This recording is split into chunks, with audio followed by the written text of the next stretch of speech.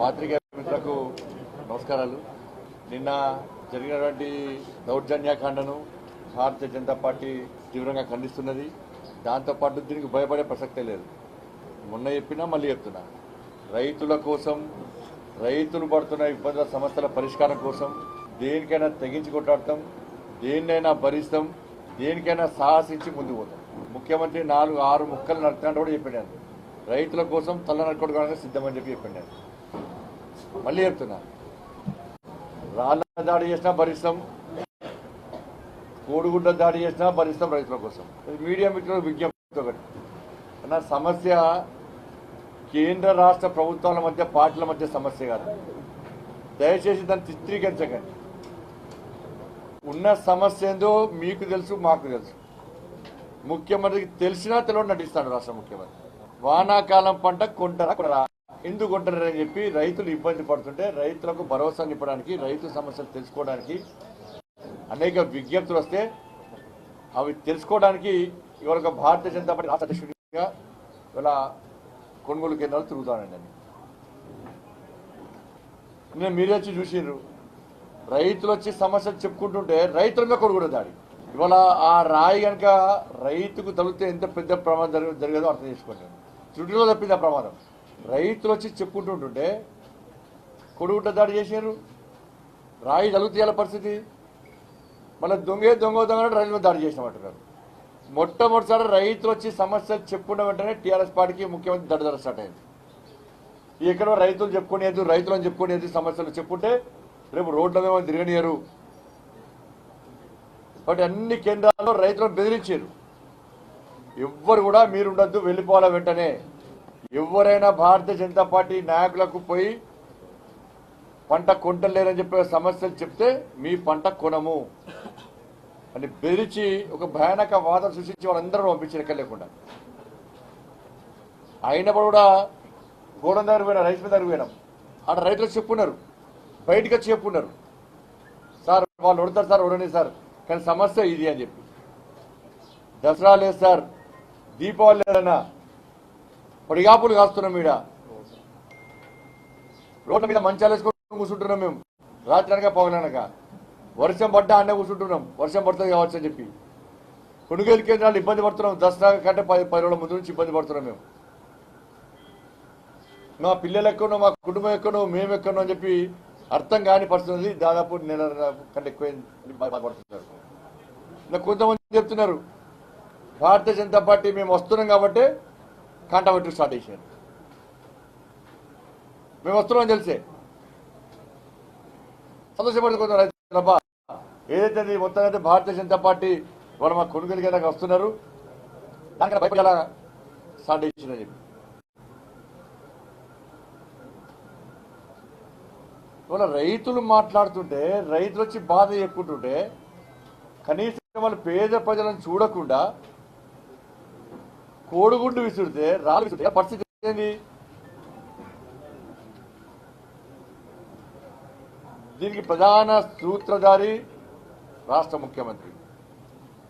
ఒక బాధ్యతాయుతమైన పదవిలో రాష్ట్ర ముఖ్యమంత్రి బరిదెగించి దాడులు చేస్తాం, 6 ముక్కలు నడతాం, నా కొడుక నీ కొడుక అని చెప్పి. అంటే రైతుల గురించి మాట్లాడితే, రైతుల ఇబ్బందులు ప్రశ్నిస్తే నువ్వు తలలు నడుతావు. వానాకాలం పంట కొనండి, వర్షాలు పడతాయని చెప్పి వాతావరణ శాఖ హెచ్చరిస్తున్నది. టీవీలలో బ్రేకింగ్ వస్తున్నది, రైతులు ఇబ్బంది పడుతున్నది.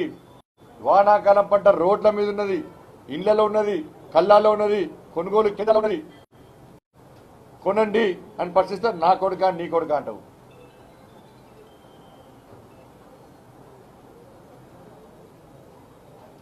రైతుల ఇబ్బందులు పరిష్కరించాడంటే అడ్డుకుంటామంటావు. మరి రాష్ట్ర ముఖ్యమంత్రి తిరుగుతాం, మేమే, మాకెందుకు ఇబ్బంది? నువ్వు ఫామ్ హౌస్లో చదివితావా, ప్రగతి భవన్ గడికి పరిమితమవుతావా? నువ్వు బయటికి రావు. నువ్వు చేయాల్సిన పని మేము చేస్తున్నాం. కనీసం నీ దృష్టి తీసుకోవడానికి, సమస్యలు పరిష్కరించని ఒక ప్రజాసంబద్ధంగా మేము పోతున్నాం. మేము పోతా నువ్వే ధర్నా చౌక తెస్తాను, ధర్నా చౌకలో ధర్నా ఇవ్వట్లేదు. సమస్య కారణం నువ్వే, సమస్య పరిష్కరించింది నువ్వే, సమస్య పరిష్కరించాలన్న ఆలోచన లేనిది నీకే మన నువ్వే ధర్నా చేస్తావు.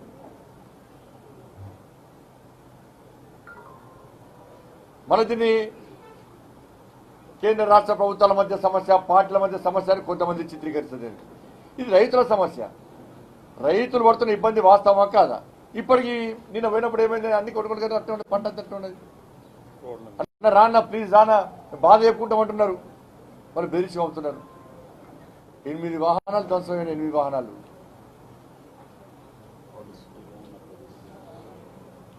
టీఆర్ఎస్ పార్టీకి రైతులు అటాలు చెప్పులు పడుతున్నాడు. టీఆర్ఎస్ పార్టీ కార్యకర్త రైతా? ఇంత ఘోరం అంటే పూర్తిగా తెలంగాణ రాష్ట్రంలో శాంతి భద్రతలు క్షీణించినాయి. ఇవాళ పోతున్నాం గౌరవ గవర్నర్ గారికి. ఇవాళ మా ప్రతినిధులు పోయి వాస్తవ విషయాలు వివరించే ప్రయత్నం చేస్తున్నది ఈయనట రైతు అట. వాళ్ళ యువరాజుతో ఫోటో దిగాడు పాపం, ఫ్లెక్సీ పెట్టుకున్నాడు. ఈయన రైతు పాపం. వాళ్ళకి ఆ బూత్ ఛానల్ నిలబడుతున్నారు. బూత్ ఛానల్ అలా వచ్చింది. ఆ ఛానల్ రాదు కదా, అది అలా పని అంతా వేరే ఉన్నది.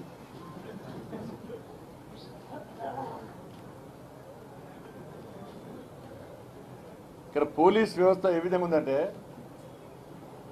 మేము టైం చెప్పినాం, డేట్ చెప్పినాం, ప్లేస్ చెప్పినాం, షెడ్యూల్ ఇచ్చినాం. ఇవాళ అక్కడ టీఆర్ఎస్ పార్టీ వాళ్ళందరూ గ్యాదర్ అయి ఉన్నారు. నువ్వు పోలీసు ఏం చేయాలి? అరెస్ట్ చేయండి. వాళ్ళని అరెస్ట్ చేయండి, మమ్మల్ని అరెస్ట్ చేయండి. మేము తప్పేస్తాం, మమ్మల్ని అరెస్ట్ చేయండి. వాళ్ళు తప్పేస్తాం, వాళ్ళు అరెస్ట్ చేయండి. వాళ్ళ చేతిలో రాళ్ళున్న విషయం తెలుసు, వాళ్ళ జేబులలో కొడుగుంటున్న విషయం తెలుసు, వాళ్ళు ముందే పోగైతున్న విషయం తెలుసు. అటుమంది 10 మంది పోలీసులు, ఇటు 10 మంది పోలీసులు. అంటే మీరు కొట్టుకోని మేము శ్రోధిస్తాం, ఇలా కొట్టురు అని చెప్పి వాళ్ళు ప్రేరేపిస్తున్నారు. పోలీసులకు తెలుసా తెలియదా? అధికారులకు తెలుసా తెలియదా? మీడియాలో ఇష్టపడుతున్నారు. బీజేపీ కార్యక్రమాన్ని అడ్డుకోవడానికి టీఆర్ఎస్ సిద్ధంగా ఉంది అని చెప్పి వాళ్ళు పోగైన విషయాన్ని, వాళ్ళు ఒక దగ్గర గ్యాదరింగ్ అయిన విషయాన్ని చూపడుతున్నారు మీడియాలో. అటువంటిప్పుడు ఏం చేయాలి? పోలీసు ఏం చేయాలి? వాళ్ళని సంధానిస్తారా? వార్నింగ్ ఇస్తారా? అరెస్ట్ చేస్తారా? రాళ్ళు తెలుసు మీకు, వచ్చేతున్నది. కోడిగుడ్డున్న విషయం తెలుసు, మీరు రైతుల వస్తున్న విషయం తెలుసు, అలా పేద రైతులు మాకు గెలుస్తారన్న విషయం తెలుసు. రాళ్ళ దాడి జరిగితే రైతులకైనా దెబ్బలు వెళ్తాయని తెలుసు, రైతుల మీద కొడుగుడ్డు పడతాయని తెలుసు. అన్నీ తెలిసినా కూడా రైతులైనా పోనీగా రైతులకు దెబ్బలు వెళ్తే మళ్ళీ బీజేపీ దెబ్బలు కొట్టిందని, బీజేపీ వాళ్ళు దెబ్బలు అని చెప్పి చిత్రీకరించే ప్రయత్నం. రైతులకు దెబ్బ తాకితే భయం బాధ లేదు వాళ్ళకి, టీఆర్ఎస్ వాళ్ళకు, పోలీసులకు. రైతులను కొట్టాలి, రైతుల మీద కొడుగుడ్లు వేయాలి. మళ్ళీ బీజేపీ కార్యక్రమం వల్ల ఇది జరిగిందని చెప్పి ఒక చిత్రీకరించే ప్రయత్నం.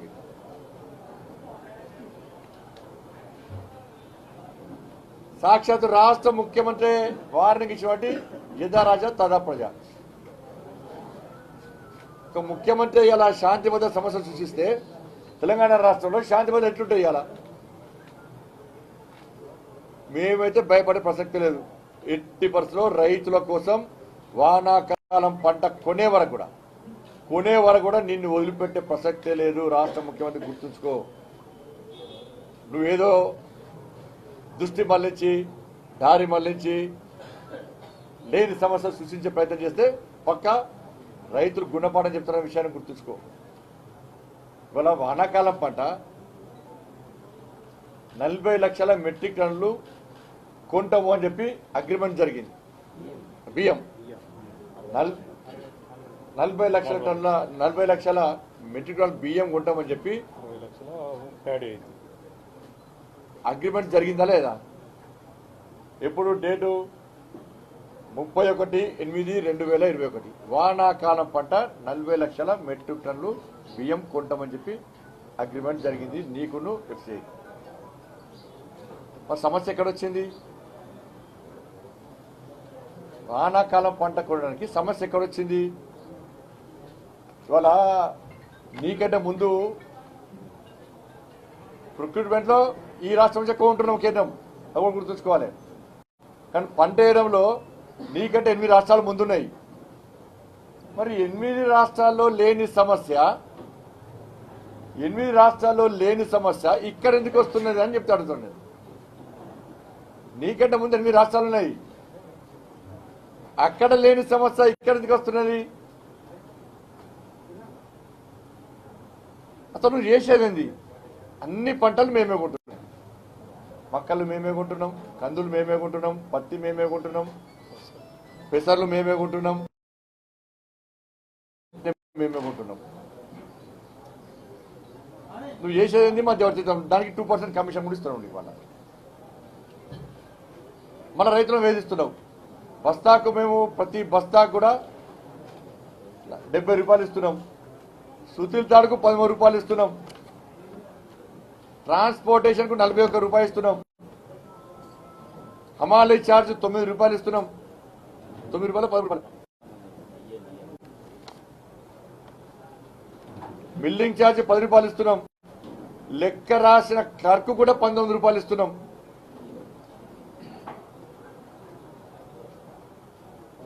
మిల్లింగ్ చేస్తే 10 రూపాయలు ఇస్తున్నాం. ఏముండే 7 సంవత్సరాల క్రితం ఎంఎస్పీ ఎంత? 1310 రూపాయలు. మోడీ గారు రైతు ఆదాయాన్ని రెట్టింపు చేస్తా అన్నారు. 7 సంవత్సరాల క్రితం భారతీయ జనతా పార్టీ కేంద్రంలో అధికారంలోకి రాకముందు ఎంఎస్పీ ఎంత? 1310 రూపాయలు. ఈ రోజు ఎంత? 1960 రూపాయలు. మా లక్ష్యం 2022 వరకు 80% రైతు ఆదాయాన్ని రెట్టింపు చేస్తామన్నటువంటి స్పష్టం చేస్తామో దాన్ని అమలు చేసి తీరుతాం. అయినప్పుడు కూడా ఎంఎస్పీ ప్రకారం వేడిస్తలేరు. తాళ్ళు పేరుతోని, తేమ పేరుతోని, కాంటా పేరుతోని. ఇది ప్లాన్ ప్రకారము రైతులను వెంటనే కొనుగోలు ప్రారంభిస్తే వాళ్ళు వెంటనే కరెక్ట్ కాంటా చూస్తారు, వాళ్ళు అడ్డుకుంటారు, ప్రశ్నిస్తారు. కాబట్టి లేట్ చేయాలి, వాళ్ళు ఇబ్బంది పెట్టాలి, సదాయించి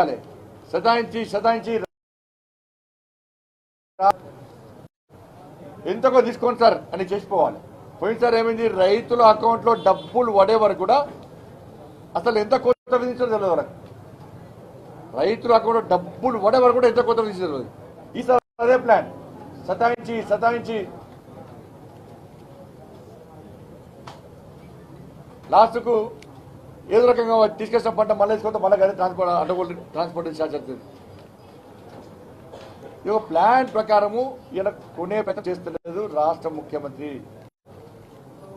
అగ్రిమెంట్ అయినాక ఎందుకు ఉంటారు? ఈయన ఆయన అడిగినా ఇంకేమని, రైతులు ఎవ్వరు కూడా కొనుగోలు కేంద్రానికి రావద్దు. మీరు పండించిన పంట కొనాలంటే కల్లాడ దగ్గరికి మేమే ట్రాక్టర్లు పంపుతా, అక్కడనే కాంటేస్తా. పంట కొన్న తర్వాత 48 గంటల లోపల అమౌంట్ వేస్తా అన్నాడు. ఇలా పక్క రాష్ట్రాల్లో పడుతుంది 48 గంటల అమౌంట్ పడుతున్నది. ఇది అమౌంట్ గ్యారెంటీ లేదు. మనం చేసింది రైతులకు చేసింది, రైతుల గురించి ప్రశ్నించాలనే కదా మేము. రుణమాఫీ చేస్తాను చేయలేదు, ఇబ్బంది పడుతున్న రైతులు, సబ్సిడీలు ఎత్తేసినావు, రైతుల కోసం ప్రశ్నించేద్దాం మేము. ఫ్రీ యూరియా ఇస్తాను, ఎందుకు ఇస్తారని ప్రశ్నించేద్దాం మేము. వానాకాలం పంట కొంటలేవు, ఎందుకు కొంటలేవు ప్రశ్నించేద్దాం మేము. ఇలా ఫసల్ బీమా యోజనను అమలు చేస్తలేవు, ఎందుకు చేస్తలేవు అమలు చేయబోయి ప్రశ్నించేద్దాం మేము. ప్రకృతి వైపరీత్యాల వల్ల రైతులు ఇబ్బంది పడుతున్నారు. బోనస్ ఇవ్వమన్నాము 7 సంవత్సరాలు, ఒక్కసారి బోనస్ ఇవ్వండి. ఒకసారి సన్న బోట్లు అన్నావు, మోసం చేసినావు. నీ మాట వల్ల నష్టపోయిన ఏ ఒక్క రైతు కూడా ఒకసారి పత్తి వేయమన్నావు, ఒకసారి పత్తి వేద్దంటావు, ఒకసారి మక్కలు ఇంతే కొంటా అంటావు, ఒకసారి కొన అంటావు. అసలు నీ ఫామ్ హౌస్ లో ఈసారి ఏం పంట వేసినావు రాష్ట్ర ముఖ్యమంత్రి చెప్పాలి. పోయినసారి సన్నపోట్లు ఏమన్నావు, నువ్వు దొడ్డు వేసుకున్నావు. నువ్వు పత్తి పంటలే దాన్ని ఇబ్బంది లేదు, కానీ ఏం చేయాలి? నీ స్థలంలో మాత్రం సాయిల్ టెస్ట్ చేసుకుంటావు. పాపం ఇచ్చిన కలెక్టర్కి ఇచ్చినాడు కదా పాపం, ఈయన ఫామ్ హౌస్ పోయి టెస్ట్ చేసే కలెక్టర్కి పోయి ఎమ్మెల్సీ. ఇంత ఘోరం అండి ఇది, ఇంత ఘోరం అండి ఇది. రైతులను బిడ్డ మీరు వరేస్తే జైలుకి పంపుతాడు, మీకు విత్తనాలు ఇచ్చే షాప్లను సీజ్ చేసి జైలుకి పంపుతాడు. రైతులను ఇబ్బంది పెడతా, రైతులకు సహకరించే షాపులను సీజ్ చేసి జైలుకి పంపుతానంటే కలెక్టర్ ఇసుకపోయి ఎమ్మెల్సీ చేస్తున్నట్టే, కాళ్ళు మొక్కిన కలెక్టర్ని ఎమ్మెల్సీ చేస్తున్నట్టే అంటే ఏం సంకేతం ఇస్తున్న రాష్ట్ర ముఖ్యమంత్రి? బిడ్డ మీరు రైతులను వేధించండి, పేదలను వేధించండి, నేను ఆడినట్టు ఆడిపించినట్టు ఆడండి, మీరు ఎమ్మెల్సీ చేస్తా, ఎంపీలు చేస్తా, మంత్రులను చేస్తా, ఎమ్మెల్యేలు చేస్తా అని చెప్పి పరోక్షంగా కలెక్టర్లను, ఎస్పీలను, సిపిలను రాష్ట్ర ముఖ్యమంత్రి ప్రోత్సహిస్తాడు. రైతులు ఇబ్బంది పెట్టడం కలెక్టర్కి అలా ఎమ్మెల్సీ ఇచ్చినట్టే రైతుల పట్ల ఈ రాష్ట్ర ముఖ్యమంత్రి కూడా చిత్తశుద్ధి ఏందో దీని ద్వారా బహిర్గతమవుతుంది.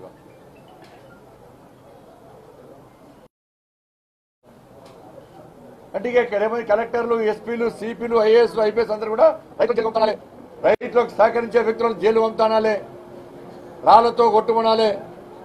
మీరు కొట్టివేయండి, మీరు కొట్టండి, లేకుంటే బెదిరించండి, ఎవరు కొట్టకుండా మీరే బెదిరించండి, మిమ్మల్ని ఎమ్మెల్సీలు చేస్తా, ఎంపీలు చేస్తా, మినిస్టర్లు చేస్తా అని చెప్పి ఉండొచ్చు. కొంతమంది కలెక్టర్కు సేవా దృక్పథంతో ఉండాలన్న ఆలోచన ఉంటే తప్పకుండా రాజకీయాలు రావాల్సిందే, వాళ్ళు ఎమ్మెల్యేలు కావాల్సిందే. దాన్ని ఎక్కడ మేము అడ్డగించాం, వ్యతిరేకించాం మేము.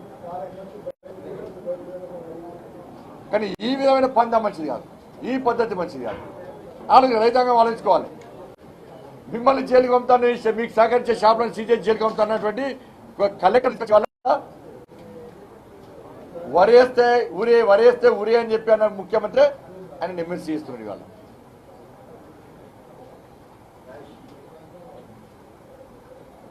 కాబట్టి దయచేసి ఆలోచించండి, ఇటువంటి పద్ధతి మంచిది కాదు. ప్రజాస్వామ్య దేశం అనేది ఏ పార్టీకైనా, ఇవాళ భారతీయ జనతా పార్టీ కనుక ప్రశ్నించకుంటే, వానాకాలం పంట గురించి భారతీయ జనతా పార్టీ కనుక ప్రశ్నించకుంటే ఇప్పటికీ ఇంకా కూడా కొనుగోలు ఈ శాతం కూడా స్టార్ట్ అయ్యేవి కావు, ఇప్పుడు కూడా స్టార్ట్ అయ్యేవి కావు.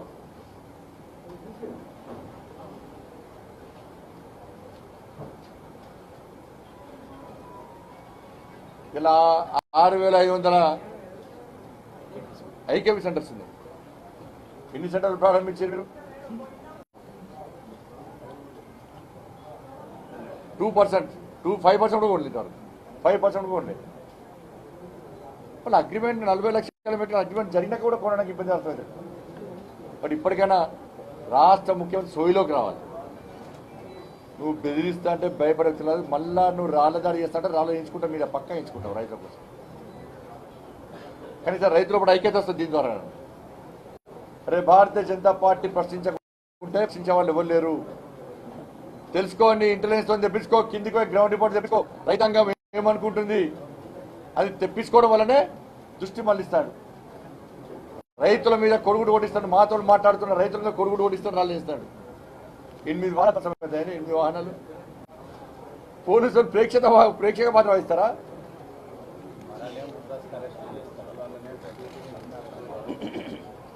ఇవాళ కార్యకర్తలు చాలా మంది చూడడానికి వస్తున్నారు, ఎక్కడ అరెస్ట్ చేస్తున్నారు. దాడి చేస్తానన్న వ్యక్తులకు స్వేచ్ఛ ఇచ్చారు, అడ్డలు పెట్టుకున్నారు, కొన్ని అడ్డాలు పోతున్నాం, ఆటకే పోతాం. ఇవాళ మా కార్యకర్తలు చూడడానికి వచ్చిన కార్యకర్తలను ఎక్కడికైనా అరెస్ట్ చేస్తున్నారు. రా, నువ్వు పోలీస్ బందోబస్తు దాడులు చేస్తున్నావు, పోలీసుల సమక్షంలో పోలీసుల సహకారంతో దాడులు చేస్తున్నావు. చూడడానికి వచ్చేటువంటి కార్యకర్తలను నాయకులను ఎక్కడికక్కడ అరెస్ట్ చేస్తున్నావు. ఇన్ని పిరిగితనమని ధైర్యం అయింది. ఇంత భయమా భారతీయ జనతా పార్టీ అంటే రాష్ట్ర ముఖ్యమంత్రికి? చూపిస్తాం నీకు భయం ఏందో, నీకు నీ కుటుంబానికి పక్కా చూపిస్తాం భయం ఏందని. మళ్ళీ చెప్తున్నా, నీ ఎట్టి బస్లో నీ చిట్టా స్టార్ట్ అయింది, ఆల్రెడీ నిన్ననే కౌంట్ డౌన్ స్టార్ట్ అయింది. మా మీద ఎప్పుడైతే దాడులకు పురుగు కలిపినావో, మా మీద దాడులకు ఎప్పుడైతే స్కెచ్ చేసినావో, ఒక గజనీ లెక్క తయారై, ఒక అపరిచిత లెక్క వేషాలు వేసి తిరుగుతుంటే భయపడే పార్టీ భారతీయ జనతా పార్టీ కాదు. నీ అవినీతి చిట్టా నిన్న స్టార్ట్ అయింది, నీ సంగతిని చూస్తాం, నీ కుటుంబాన్ని ఎట్టి పట్ల జైలు మొత్తం రాష్ట్ర ముఖ్యమంత్రి పంపిస్తాం. అందుకే స్టార్ట్ అయింది.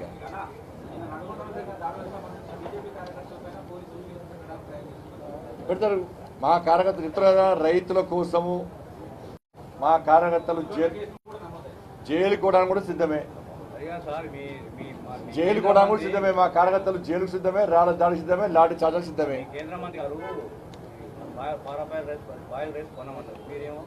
దేశవ్యాప్తంగా ఒకటే పాలసీ ఉంటుంది. ఈ రాష్ట్ర ముఖ్యమంత్రి లెక్క ఒక నియోజకవర్గానికి 1000 కోట్లు, ఒక నియోజకవర్గం 100 కోట్లు, ఒక నియోజకవర్గానికి ఈ బంధు, ఒక నియోజకవర్గం ఆ బంధు అని ఉంటుంది. దేశవ్యాప్తంగా ఒకటే పాలసీ ఉంటుంది. ఆ పాలసీ ఎట్లుంటే అట్లా అమలు. దేశవ్యాప్తంగా ఏ పాలసీ ఉంటే ఆ పాలసీ. మిల్లర్ల గురించి బాధ కాదు కదా, రైతుల గురించి బాధపడాలి. నీకు మిల్లల గురించి బాధ కదా, రైతుల గురించి బాధ. రైతులు ఏం చేస్తారు? అసలు ఇప్పుడు మేమే కొంటాం. ఇప్పుడు రైతులు పంట రైతులు మాట్లాడు. రైతులు పంట వేసేటప్పుడు బాయిల్ రైసా రా రైసా అయ్యారు. ఇది మేము కొనేటప్పుడు రా రైసా బాల్ రైసా అని రైతులు ఇస్తలేరు మనకు. దాన్ని గుర్తుంచుకోవాలి. రైతుల బాధ చూద్దామా ఇంకోటి బాధ చూద్దామా?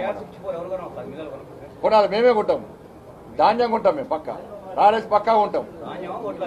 వడ్లు మీరు తెస్తారు ఇస్తారు మీకు వడ్లు వాళ్ళు ప్రభుత్వం కొని మాకు వడ్లు వడ్డిస్తుంది అంతే కదా, బియ్యం పట్టిస్తుంది అంతే కదా, రైసే కదా. మరి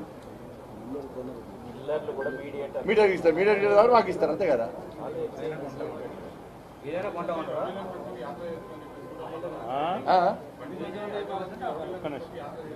మరి మేము ఎవరికి వస్తే మా కారు 8 ఎందుకు ధ్వంసం అవుతాయి. మీ ఏబిఎన్ రిపోర్టర్ పాపం మనోజ్ అనే రిపోర్టర్కి ఇలా 2 దిక్కుల ముగ్గు ఫ్రాక్చర్ అయింది. కన్ను మొత్తము లోపల 4 స్టిచెస్ పడ్డాయి. రాళ్ళు మా చేతులున్నాయా? కొడుగులు మా చేతులున్నాయా? కార్ల ధ్వంసం మేం చేసినామా? పోలీసులు మా చేతులున్నారా?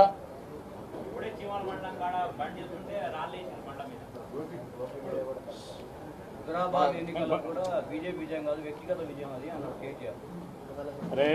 చిన్న ఎన్నికలు పాపం వాళ్ళకి చిన్న ఎన్నికలు కదా. చిన్న ఎన్నికలు అంటే పెద్ద మెజార్టీతో గెలుస్తాం మేము. అవి సార్ రైతు ఫస్ట్ ఈ విషయం మాట్లాడదాం అనమాట. ధన్యవాదాలు. హాయ్ ఫ్రెండ్స్, మా టుడే టుమారో యూట్యూబ్ ఛానల్ చూస్తున్నందుకు చాలా థ్యాంక్స్. మరిన్ని లేటెస్ట్ వీడియోస్ కోసం వెంటనే సబ్స్క్రైబ్ చేయండి. అలాగే ఈ బెల్ ని కూడా రింగ్ చేసేయండి. మా నోటిఫికేషన్స్ అన్ని మీ మొబైల్లో వస్తాయి. అలాగే మా వీడియోస్ మీకు నచ్చితే లైక్ చేయండి, షేర్ చేయండి, నచ్చకపోతే కామెంట్ చేయండి.